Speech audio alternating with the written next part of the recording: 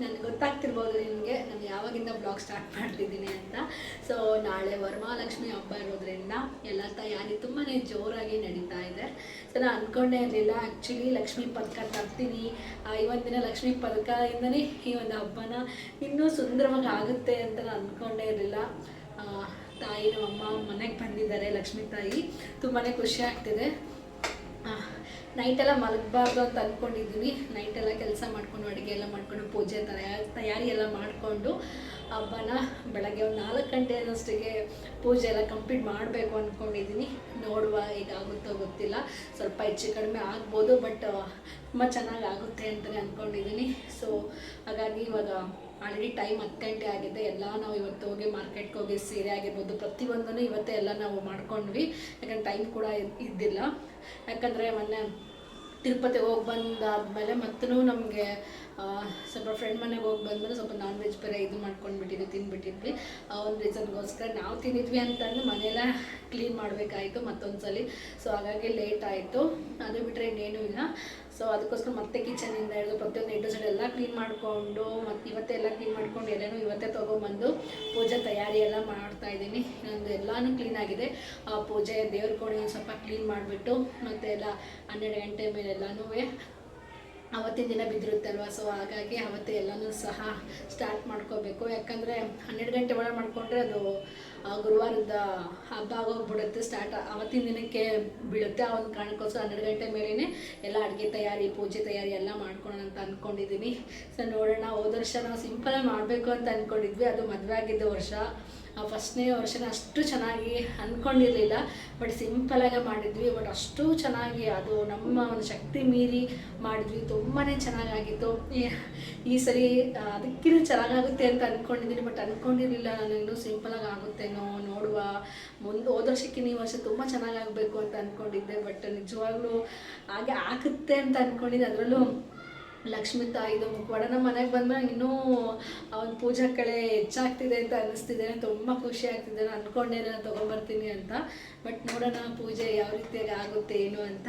So ಈಗ ತಯಾರಿ ಎಲ್ಲ ಮಾಡ್ಕೊತಾ ಇದ್ವಿ. ಟೈಮ್ ಕೂಡ ನಾವು ಎಷ್ಟು ಟೈಮ್ನ ಈಗ ಇದ್ರೂ ಸಹ ಕಡಿಮೆನೇ ಅನಿಸುತ್ತೆ. ಯಾಕಂದರೆ ಪೂಜೆನೇ ಅಂದಮೇಲೆ ಅದರಲ್ಲೂ ಅದು ವರಮಹಾಲಕ್ಷ್ಮಿ ಪೂಜೆ ಅಂತಲೇ ಅದೊಂಥರ ಹಾಗೆ ಎಷ್ಟು ಸಮಯ ಇದ್ರೂ ಕೂಡ ಕಡಿಮೆ ಅಂತಲೇ ಅನಿಸುತ್ತೆ.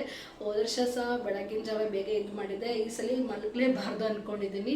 ಯಾಕಂದರೆ ಪೂಜೆ ಮನೆ ಸಪ್ರೇಟ್ ಇರೋದ್ರಿಂದ ಅಲ್ಲೇ ಎಲ್ಲನೂ ಚೆನ್ನಾಗಿ ಕಾಣೋ ರೀತಿಯಾಗಿ ಅಲ್ಲೇ ಮಾಡಬೇಕು ಅಂತ ಅಂದ್ಕೊಂಡಿದ್ದೀನಿ. ಸೊ ಹೇಗಾಗುತ್ತೋ ನೋಡೋಣ.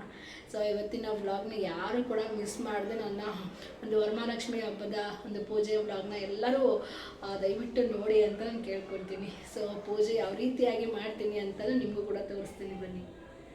ಸೊ ನೀವು ನೋಡ್ತಾ ಇರ್ಬೋದು ಹಬ್ಬದ ವಾತಾವರಣ ಯಾವ ರೀತಿಯಾಗಿ ಮೂಡಿ ಬಂದಿತ್ತು ಅಂತ. ನಾನು ನಗುಮುಖದಲ್ಲಿ ನೀವು ನೋಡ್ತಾ ಇರ್ಬೋದು. ನನಗೇನು ಸಿಕ್ಕಾಪಟ್ಟೆ ಖುಷಿ ಆಗ್ತಾಯಿತ್ತು. ಯಾಕಂದರೆ ಮನೆಗೆ ಲಕ್ಷ್ಮಿ ಮುಖವಾಡ ಮನೆಗೆ ಬಂದಿದೆ ಅಂತ ತಕ್ಷಣ ನನಗೆ ನೈಟ್ ಮಲಗೋದೇ ಬೇಡ, ನೈಟೆಲ್ಲ ನಾನು ಪ್ರಿಪ್ರೇಷನ್ ಮಾಡ್ಕೊಳ್ಳೋಣ ಹಬ್ಬಕ್ಕೆ ಅಂದ್ಕೊಂಡು ನೈಟೆಲ್ಲ ಮಲಗಲೇ ಇಲ್ಲ. ಸೊ 12 ಗಂಟೆನೇ ಆಗೋಗ್ಬಿಡ್ತು. ಎಲ್ಲ ದೇವ್ರ ಕೋಣೆ ಕ್ಲೀನ್ ಮಾಡಿಕೊಂಡು ಎಲ್ಲ ಪೂಜೆಗೆಲ್ಲ ಜೋಡಿಸಿಟ್ಕೊಂಡು ಪೂಜೆ ಮಾಡಲಿಕ್ಕೆ. ಸೊ 12 ಗಂಟೆ ಆದ ತಕ್ಷಣ ಕಸ ಗುಡಿಸಿ ನೆಲ ಒರೆಸ್ಕೊಂಡು ಸ್ನಾನ ಎಲ್ಲ ಮಾಡಿಕೊಂಡು ಬಂದೆ. ಪೂಜೆ ಮಾಡಲಿಕ್ಕೆ ಎಲ್ಲ ಸ್ಟಾರ್ಟ್ ಮಾಡ್ಕೊತಿದ್ದೀನಿ. ಪೂಜೆ ಮಾಡೋದಕ್ಕಿಂತ ಪೂಜೆಗೆ ಬೇಕಾದಂಥ ಎಲ್ಲ ಐಟಮ್ಸ್ನು ಜೋಡಿಸಿಟ್ಕೊಂಡು ಪೂಜೆಗೆ ಹಣೆ ಮಾಡ್ಕೊಳಕ್ಕೆ ನನಗೆ ಆಲ್ಮೋಸ್ಟ್ ಟೈಮ್ ತುಂಬಾ ಹಿಡಿದೋಯ್ತು. ಯಾಕಂದರೆ ಒಬ್ಬಳೇ ಪೂಜೆ ಮಾಡೋದು ಅಂದರೆ ಒಂದು ಯಾರು ಹೆಲ್ಪ್ ಇಲ್ದೇ ಒಬ್ಬಳೇ ಮಾಡೋದ್ರಿಂದ ಎಲ್ಲನೂ ತೊಗೋಬೇಕು, ಇಡಬೇಕು. ಪ್ರತಿಯೊಂದು ಎಲ್ಲ ಐಟಮ್ಸ್ ಕೆಲವೊಂದಿಷ್ಟು ಅಡುಗೆ ಮನೆಯಲ್ಲೂ ಇರುತ್ತೆ, ದೇವ್ರ ಕೊನೆಯಲ್ಲಿರುತ್ತೆ, ಎಲ್ಲನೂ ಜೋಡಿಸಿ ಇಟ್ಕೊಂಡು ಮಾಡಬೇಕು ಅಂದರೆ ಸ್ವಲ್ಪ ಸಮಯ ಆಗ್ತಾಯಿತ್ತು. ಆ ಒಂದು ಕಾರಣಕ್ಕೋಸ್ಕರ ನಿಧಾನ ಆದರೂ ಪರವಾಗಿಲ್ಲ, ಒಬ್ಬಳೇ ಇರೋದ್ರಿಂದ ಎಷ್ಟು ಸಾಧ್ಯನೋ ಅಷ್ಟು ಮಾಡುವ ಅಂತ ಅಂದ್ಕೊಂಡು ನನಗೆ ಗೊತ್ತಿರೋಷ್ಟು ನಾನು ಪ್ರಯತ್ನ ಮೀರಿ ನನ್ನ ತಿಳುವಳಿಕೆಗೆ ಏನು ಸಾಧ್ಯನೋ ಆಗಿತ್ತೋ ಅದನ್ನು ಮಾತ್ರ ಮಾಡಿದ್ದೀನಿ. ಒಂದಿಷ್ಟು ದೊಡ್ಡವ್ರಿಗೂ ಕೇಳಿ ವಿಚಾರಿಸಿ, ಸ್ನೇಹಿತರಿಗೂ ಕೇಳಿ ಎಲ್ಲನೂ ನೋಡ್ಕೊಂಡು ಅದಾದಮೇಲೆ ಒಂದು ಪೂಜೆನ ಮಾಡಲಿಕ್ಕೆ ಸ್ಟಾರ್ಟ್ ಮಾಡಿರೋದು. ಇನ್ನೊಂದು ನಾನು ಚಿಕ್ಕಪೇಟೆಯಲ್ಲೇ ಒಂದು ದೇವರಿಗೆ ಅಂತಲೇ ಹಾಸ್ಲಿಕ್ಕೆ ಒಂದು ಬೆಡ್ಶೀಟ್ ಟೈಪಿನ ತಂದಿದ್ದೆ. ಬಟ್ ಅದು ತುಂಬ ಜನ ಮುಟ್ಟಿರ್ತಾರೆ ಅಥವಾ ನಾನು ವಾಶ್ ಮಾಡಿರಲಿಲ್ವಲ್ಲ, ತುಂಬ ಜನ ಮುಟ್ಟಿರ್ತಾರೆ, ನೋಡಿರ್ತಾರೆ. ಒಂದು ಕಾರಣಕ್ಕೋಸ್ಕರ ನಾನು ಅದನ್ನ ಹಾಕಲಿಲ್ಲ. ಅದು ಹಾಕಿದರೆ ಇನ್ನೂ ತುಂಬ ಚೆನ್ನಾಗಿ ಕಾಣಿಸ್ತಾ ಇತ್ತು ಅಂತಲೇ ಹೇಳ್ಬೋದು. ಹಾಗಾಗಿ ನಮ್ಮ ಹಸ್ಬೆಂಡ್ ನನಗೆ ಮದುವೆ ಟೈಮಲ್ಲಿ ಕೊಡಿಸಿದಂಥ ಸೀರೆ ಇತ್ತು. ಆ ಸೀರೆ ನಾನು ಉಟ್ಕೊಂಡಿರಲಿಲ್ಲ ಒನ್ ಟೈಮು. ಬಟ್ ನಾನೀಗ ಪೂಜೆ ಮಾಡೋದ್ರಿಂದ ತುಂಬ ಮೈಲಿಗೆಯಿಂದ ಪೂಜೆ ಮಾಡ್ತೀವಿ. ಅದು ಗೊತ್ತಿರುವಂಥದ್ದು ಎಲ್ಲರ ಮನೇಲಿ ಇದೇ ರೀತಿಯಾಗಿರುತ್ತೆ. ಯಾವುದೇ ರೀತಿಯ ಇದನ್ನು ತಿಂದುಬಿಟ್ಟು ಅದಾದಮೇಲೆ ನೋಡೋಣ, ಬೆಲ್ಲ ಕೆಲಸ ತಿಂದು ಆದಮೇಲೆ ಕೆಲಸ ಮಾಡೋಣ ಅಂತ ಯಾರೂ ಮಾಡಲ್ಲ. ಸೊ ಎಲ್ಲನೂ ಅಚ್ಚುಕಟ್ಟಾಗೆ ಮಾಡ್ತಾರೆ. ನಾನು ಕೂಡ ಅದೇ ರೀತಿಯಾಗಿ ಮಾಡಬೇಕು ಅಂತ ಮಾಡ್ತಾಯಿದ್ದೀನಿ. ಅದಕ್ಕೋಸ್ಕರ ನನ್ನ ಹತ್ರ ಸೀರೆ ಇತ್ತಲ್ವ, ಅದನ್ನೇ ಹಾಸ್ಬಿಟ್ಟು ಎಲ್ಲನೂ ಜೋಡಿಸಿಟ್ಟು ದೇವ್ರ ಕೋಣೆಲ್ಲ ಮಾಡೋಣ ಅಂದ್ಕೊಂಡು ಮಾಡಲಿಕ್ಕೆ ಸ್ಟಾರ್ಟ್ ಮಾಡಿದೆ. ಫಸ್ಟ್ ಒಂದು ರಂಗೋಲಿ ಹಾಕಿ ಅದಾದಮೇಲೆ ಅದ್ರ ಮೇಲೆ ಬಾಳೆ ಎಲೆ ಇಟ್ಟು ಅದರಲ್ಲಿ ಒಂದು 5 ಮುಡಿಯಷ್ಟು ಅಂದರೆ 5 ಮುಟ್ಕಿಯಷ್ಟು ಅಕ್ಕಿನ ಹಾಕ್ಬಿಟ್ಟು ಅದ್ರ ಮೇಲೆ ಓಂ ಅಂತ ಬರೆದು, ಶ್ರೀ ಅಂತ ಬರೆದು, ಸ್ವಸ್ತಿಕ್ ಅಂತ ಬರೆದಾದ್ಮೇಲೆ ನಾನು ನೀರೆಲ್ಲ ತುಂಬಿದ ಕೊಡಪ ನೀರನ್ನ ಅದಕ್ಕೆ ಈ ಒಂದು ಕೊಡಪಾನಕ್ಕೆ ಹಾಕ್ಬಿಟ್ಟು ಅದಕ್ಕೆ ಅರಿಶಿನ, ಕುಂಕುಮ, ಅಕ್ಷತೆ, ಲಾವಂಚದ ಬೇರು, ಇನ್ನೂ ತುಂಬ ಹಾಕ್ತಾರೆ. ನನಗೆ ಗೊತ್ತಿರೋ ಅಷ್ಟು ನಾನು ಹಾಕ್ತೆ. ಜೊತೆಗೆ ಹೂವು ಇಟ್ಬಿಟ್ಟು ಅದಾದಮೇಲೆ ಎಲೆ ಇಟ್ಟು ಕಾಯಿ ಇಟ್ಟು ಅದಕ್ಕೆ ಅರಿಶಿನ ಕುಂಕುಮ ಹಚ್ಚಿ ಅದಾದ ನಂತರದಲ್ಲಿ ಲಕ್ಷ್ಮೀ ಮುಖವಾಡ ಇಟ್ಟು ಜೋಡಿಸಿಟ್ಟೆ. ಇನ್ನು ನಾನು ಈ ಕಡೆ ಸೀರೆ ಉಡಿಸ್ಲಿಕ್ಕೆ ತುಂಬ ಟೈಮ್ ಆಗುತ್ತೆ. ಬಟ್ ನನಗೆ ವಿತೌಟ್ ಪ್ಲ್ಯಾನ್ ಇಡೋದು ಆ್ಯಕ್ಚುಲಿ ಗೊತ್ತಿರಲಿಲ್ಲ. ನೈಟ್ ನಮ್ಮ ಹಸ್ಬೆಂಡು ಬ್ಲೌಸ್ ಪೀಸೇ ತಂದು ಮಾಡಬೇಕು ಅಂತ ಅಂದ್ಕೊಂಡಿದ್ದು. ಲಾಸ್ಟ್ ಇಯರ್ ಸೀರೆ ತೊಗೊಂಬಂದಿದ್ವಲ್ವ, ಈ ಸೀರೆ ತೊಗೊಂಬರೋಣ ಅಂದ್ಕೊಂಡು ಸೀರೆನ ತೊಗೊಂಬಂದ್ವಿ. ಬಟ್ ನಾನು ಏನಾದರೂ ಸೀರೆ ಉಡಿಸ್ಬೇಕು ಅನ್ನೋದಿದ್ರೆ ಒಂದು 2-3 ಡೇಸ್ ಮುಂಚೆನೇ ಪ್ಲ್ಯಾನ್ ಮಾಡ್ಕೊತಿದ್ದೆ. ನಾಳೆನೇ ಹಬ್ಬ ಇರೋದಲ್ವ, ಸೊ ಈವ್ನಿಂಗ್ ಹೋಗಿ ನಾವು ಮಾರ್ಕೆಟ್ಗೆ ಹೋಗಿ ಸೀರೆ ಎಲ್ಲ ತೊಗೊಂಬಂದಿದ್ದು. ಫಸ್ಟಲ್ಲೇ ನಾನು ಸ್ಟಾರ್ಟಿಂಗ್ ವೀಡಿಯೋದಲ್ಲಿ ನಿಮಗೆ ನೋಡಿದ್ರಿ. ನನಗೆ ಅವಾಗ ತಾನೇ ಹೋಗ್ಬಿಟ್ಟು ಶಾಪ್ಗೆ ಹೋಗಿ ಸ್ಯಾರೀಸ್ ತೊಗೊಂಬಂದಿದ್ದು. ಅದಾದಮೇಲೆ ಸೀರೆನ ಹೇಗಾಗುತ್ತೋ ಬ್ಲೌಸ್ ಪೀಸ್ ಥರನೇ ನಾನು ಲಾಸ್ಟ್ ಟೈಮೆಲ್ಲ ದೊಡ್ಡಮ್ಮನ ಮನೆಯೆಲ್ಲ ಉಡಿಸ್ತಾ ಇದ್ದೆ. ಸೀರೆ ಉಡ್ಸೋಕ್ಕೆ ಸ್ವಲ್ಪ ಇನ್ನೂ ಟೈಮ್ ಹಿಡಿಯುತ್ತೆ ಅಂತಂದು, ಯಾಕಂದರೆ ಅಡುಗೆ ಕೂಡ ನಾನೇ ಮಾಡಬೇಕಿತ್ತು. ಆ ಒಂದು ಕಾರಣಕ್ಕೋಸ್ಕರ ನನಗೆ ಸಿಂಪಲ್ಲಾಗೆ ಮಾಡಿಬಿಡೋಣ, ಬಟ್ ಅದು ಗ್ರ್ಯಾಂಡ್ ಲುಕ್ ಬರಬೇಕು ಅಂತಂದು ಈ ರೀತಿಯಾಗಿ ನಾನು ಸಿಂಪಲ್ಲಾಗಿ ಸೀರೆನ ಫೋಲ್ಡ್ ಮಾಡಿಬಿಟ್ಟು ಉಡಿಸ್ದೆ. ತುಂಬ ತುಂಬಾ ಚೆನ್ನಾಗಿ ಕಾಣಿಸೋದು ಸೀರೆ ಉಡಿಸಾದ್ಮೇಲೆ. ಜೊತೆಗೆ ನಾನೊಬ್ಬೇ ಇರೋದ್ರಿಂದ, ಅಂದರೆ ಹಸ್ಬೆಂಡ್ ಇದ್ರು ಪಾಪ, ಅವರು ಕೆಲಸ ಮುಗಿಸ್ಕೊಂಡು ಬಂದು ರೆಸ್ಟ್ ಮಾಡ್ತಾಯಿದ್ರು. ಅವ್ರಿಗೇನು ಡಿಸ್ಟರ್ಬ್ ಮಾಡೋದು ಬೇಡ ಅಂತಂದು ಪೂಜೆ ಜೊತೆಗೆ ನಾನೇ ಅಡುಗೆ ಕೂಡ ಮಾಡ್ಕೊತಾ ಇದ್ನಲ್ಲ, ಎರಡೂ ಕಡೆನೂ ಬ್ಯಾಲೆನ್ಸ್ ಮಾಡಬೇಕಿತ್ತು. ಹಾಗಾಗಿ ಹೋಳಿಗೆಗೆ ಮಾಡಲಿಕ್ಕೆಲ್ಲ ತಯಾರಿ ಮಾಡ್ಕೊತಾ ಇದ್ದೆ. ಅದಾದಮೇಲೆ ವರಮಹಾಲಕ್ಷ್ಮಿ ಹಬ್ಬದಲ್ಲಿ ಅಮ್ಮಗೆ ಏನೇನು ಶ್ರೇಷ್ಠನೋ, ಯಾವೊಂದು ಆಹಾರ ಶ್ರೇಷ್ಠನ ಅದನ್ನು ಮಾಡಬೇಕು ಅಂತಲೂ ಅಂದ್ಕೊಂಡೆ. ಅದೇ ರೀತಿಯಾಗಿ ಮಾಡಿದೆ ಕೂಡ. ಸೊ ಎಲ್ಲ ಸೀರೆ ಉಡ್ಸಾದ್ಮೇಲೆ ಚಂದ ರೆಡಿ ಮಾಡ್ತಾಯಿದ್ದೀನಿ. ಎಷ್ಟು ಚೆನ್ನಾಗಿ ಕಾಣಿಸ್ತಾ ಇತ್ತು ಅಂದರೆ ನಾನಂತರೂ ನನ್ನ ದೃಷ್ಟಿನೇ ತಾಗುತ್ತೇನೋ ಅನಿಸ್ತಾ ಇತ್ತು. ಅಷ್ಟು ಚೆನ್ನಾಗಿ ಕಾಣಿಸ್ತಾ ಇದ್ಲು ತಾಯಿ. ತುಂಬಾ ಖುಷಿ ಆಗ್ತಾ ಇತ್ತು. ಇದಾದಮೇಲೆ ಫೈನಲಾಗಿ ರೆಡಿ ಕೂಡ ಮಾಡಿದೆ. ಆಲ್ಮೋಸ್ಟ್ 3 ಗಂಟೆ ಆಗೋಯಿತು ಇಷ್ಟು ರೆಡಿ ಮಾಡೋಷ್ಟಿಗೆ. ಮತ್ತು ಅಡುಗೆ ಏನೂ ಮಾಡಿರಲಿಲ್ಲ. ಹೋಳಿಗೆ ಒಬ್ಬಟ್ಟಿಗೆ ಏನಿದೆಯೋ ಅದನ್ನ ಅಷ್ಟೇ ತಯಾರಿ ಮಾಡಿಕೊಂಡೆ. ಪೂಜೆ ಎಲ್ಲ ರೆಡಿ ಮಾಡಿಕೊಂಡು ಪೂಜೆ ಎಲ್ಲ ಮಾಡಿಕೊಂಡೆ. ಅದಾದಮೇಲೆ ಎಡೆ ಮಾಡೋಣ ಅಂದ್ಕೊಂಡು ಟೈಮ್ ಆಲ್ರೆಡಿ 4:15 ಹೋಯಿತು. ನಾನು ಸ್ಟಾರ್ಟಿಂಗಲ್ಲೇ ಹೇಳಿದೆ ಒಂದು 4 ಗಂಟೆಲಿ ಪೂಜೆ ಆಗಿಬಿಡುತ್ತೆ, ಮಾಡಬೇಕು ಅಂತ ಅಂದ್ಕೊಂಡಿದ್ದೀನಿ. ಇನ್ನೊಂದು ಸ್ವಲ್ಪ ಹೆಚ್ಚು ಕಡಿಮೆ ಆಗುತ್ತೆ ಅಂತ ಹೇಳಿದ್ದೆ. ಅದೇ ರೀತಿಯಾಗಿ 4:15 ಆಯಿತು ಪೂಜೆ ಮಾಡೋಷ್ಟಿಗೆ. ಸೊ ನಮ್ಮ ಹಸ್ಬೆಂಡ್ ಕೂಡ 4 ಗಂಟೆಗೆ ಇದೆ. ಅವರು ಸ್ನಾನ ಮಾಡಿ ಅವರು ಸಹ ಪೂಜೆಗೆ ಹೆಲ್ಪ್ ಮಾಡಿದರು. ಅಂದರೆ ಏನೇನೆಲ್ಲ ಅಳ್ಳಿತ್ತು ಮನೆಯೆಲ್ಲ ಎಲ್ಲರೂ ಎತ್ತಿಟ್ರು, ಅವರು ಜೊತೆಗೆ ಪೂಜೆ ಮಾಡಿದರು. ತುಂಬಾ ಖುಷಿ ಆಗ್ತಾ ಇತ್ತು. ಇಬ್ಬರು ಸೇರಿ ಪೂಜೆ ಮಾಡಿದ್ದು. ಇದು 2ನೇ ವರ್ಷ, ಮದುವೆ ಆಗಿ 2ನೇ ವರ್ಷ. ಈ ಒಂದು ಪೂಜೆನೂ ನಾವು ಸ್ಟಾರ್ಟ್ ಮಾಡಿದ್ರೆ 2ನೇ ವರ್ಷ. ಯಾವತ್ತೂ ಬಿಡಬಾರ್ದು ಅಂತ ಅಂದ್ಕೊಂಡು ಅಂದ್ಕೊಂಡಿದ್ದೀನಿ. ಇದೇ ರೀತಿಯಾಗಿ ಮುಂದೆ ಹೋಗ್ತಾ ಹೋಗ್ತಾ ಇನ್ನೂ ಪೂಜೆ ಚೆನ್ನಾಗಾಗಲಿ, ನಾನು ಕೂಡ ವ್ರತ ಎಲ್ಲ ಮಾಡಬೇಕು ಅಂತಲೂ ಅಂದ್ಕೊತಾ ಇದ್ದೀನಿ. ಮುಂದೆ ನೋಡೋಣ. ನಮಗೆ ಗೊತ್ತಿರೋಷ್ಟು ತಿಳುವಳಿಕೆ ಮಟ್ಟಕ್ಕೆ ನಾನು ಮಾಡಿದ್ದೀನಿ. ಈ ವ್ರತದ ಬಗ್ಗೆ ನನಗೇನು ಅಷ್ಟಾಗಿ ಗೊತ್ತಿಲ್ಲ.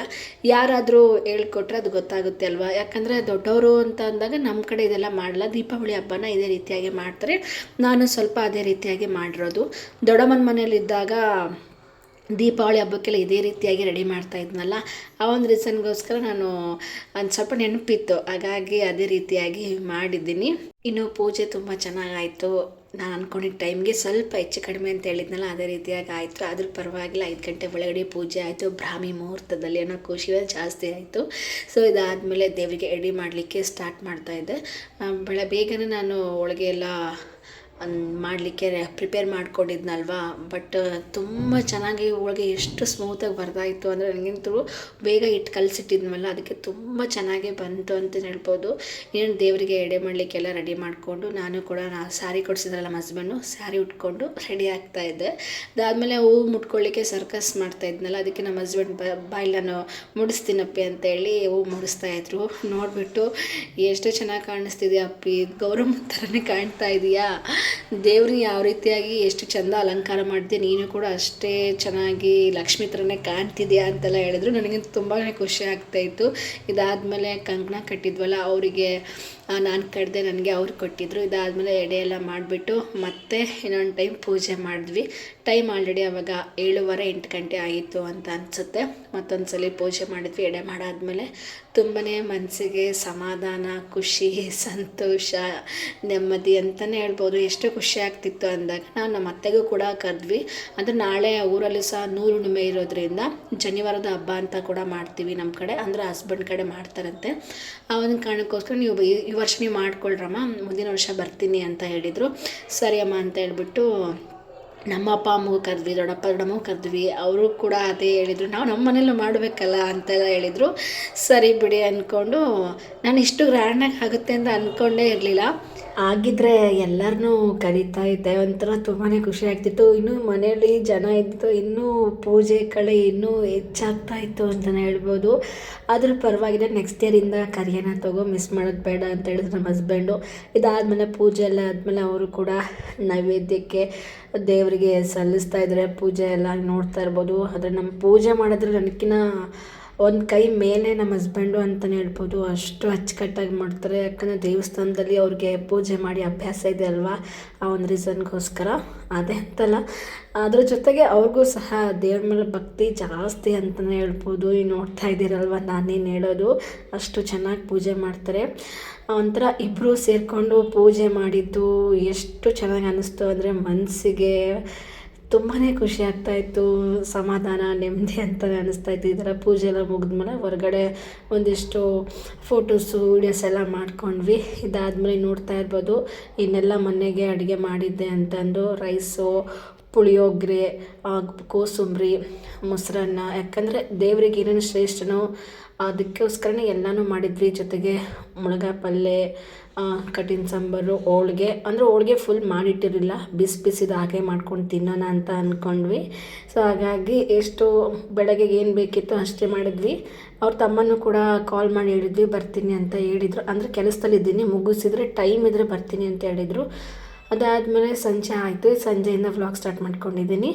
ಸಂಜೆ ನಮ್ಮ ಮುಂಚೆ ಫಸ್ಟಿಗೆ ಇದ್ವಲ್ಲ, ಆ ಮನೆ ಇದ್ದಂಥ ಆಂಟಿಯವ್ರು, ಎದುರುಗಡೆ ಮನೇಲಿ ಇದ್ದಂಥ ಆಂಟಿಯವ್ರು ಕೂಡ ಕರೆದಿದ್ವಿ. ಅವರು ಕೂಡ ಬಂದರು, ಪೂಜೆಗೆ ಬಂದು ಎಲ್ಲ ಪೂಜೆ ಮಾಡಿದರು. ಇದಾದಮೇಲೆ ನಾನು ಕೂಡ ಮತ್ತೆ ಸ್ಯಾರಿ ಆಂಟಿನೇ ಉಡಿಸಿದ್ರು. ನಾನು 1 ಪಿನ್ ಮಾಡ್ಕೊಂಡಿದ್ರೆ ಅವ್ರು ಎಷ್ಟು ಚೆನ್ನಾಗಿ ಉಡಿಸಿದ್ದಾರೆ ನೋಡಿ, ತುಂಬ ಚೆನ್ನಾಗಿ ಉಡಿಸಿದ್ದಾರೆ.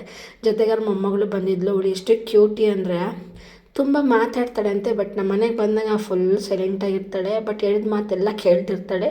ಹಾಗಾಗಿ ಸುಮ್ಮನೆ ಕೂತಿದ್ಲಲ್ವ, ಬಾ ಪೂಜೆ ಮಾಡು ಬಾ ಅಂತಂದು ಹೇಳಿ ಪೂಜೆ ಮಾಡಿಸ್ತಾ ಇದ್ದೀನಿ. ಆಂಟಿ ಮತ್ತೊಂದು ಸಲ ಅವ್ರು ಪೂಜೆ ಮಾಡಾದ್ಮೇಲೆ ಮತ್ತೊಂದು ಸಲ ಪೂಜೆ ಮಾಡ್ತಾಯಿದ್ದಾರೆ. ನೋಡ್ತಾ ಇರ್ಬೋದು ಎಷ್ಟು ಖುಷಿ ಆಗ್ತಿತ್ತು ಅಂದರೆ, ಈ ಒಂದು ವರಮಹಾಲಕ್ಷ್ಮಿ ಹಬ್ಬನೇ ಅಂತಷ್ಟೇ ಒಂಥರ ಹೆಣ್ಮಕ್ಳಿಗೆ ಒಂಥರ ತುಂಬ ಖುಷಿ ಅಂತಲೇ ಅನಿಸುತ್ತೆ. ಇದು ಹೆಣ್ಮಕ್ಳ ಹಬ್ಬನೇ ಅಂತಲೇ ಹೆಸರುವಾಸಿ ಆಗಿದೆ. ಸೊ ತುಂಬ ಖುಷಿ ಆಗ್ತಾಯಿತ್ತು. ಮತ್ತು ಬಂದವ್ರಿಗೆ ಅರಿಶಿನ ಕುಂಕುಮ ಒಂದು 5 ಜನ ಮುತ್ತೈದೆಯರಿಗೆ ಅರಿಶಿನ ಕುಂಕುಮ ಕೊಡ್ತಾಯಿದ್ದೆ. ಅಂದರೆ ಆಂಟಿಯವರು ನನಗೆ ಗೊತ್ತಲ್ವ ಅವ್ರು ವೀಡಿಯೋಸ್ ಎಲ್ಲ ಮಾಡೋದು, ಅವರು ಮಾಡಿ ಅಂತ ಹೇಳ್ತಾರೆ. ಬಟ್ ಬೇರೆಯವರೆಲ್ಲ ಒಬ್ರಿಗೆ ಇಷ್ಟ ಆಗುತ್ತೆ, ಒಬ್ರಿಗೆ ಇಷ್ಟ ಆಗಲ್ಲ. ಆ ಒಂದು ಕಾರಣಕ್ಕೋಸ್ಕರ ಬೇರೆ ಯಾರ್ದು ನಾನು ವೀಡಿಯೋಸ್ ಮಾಡ್ಕೊಳ್ಳಿಲ್ಲ.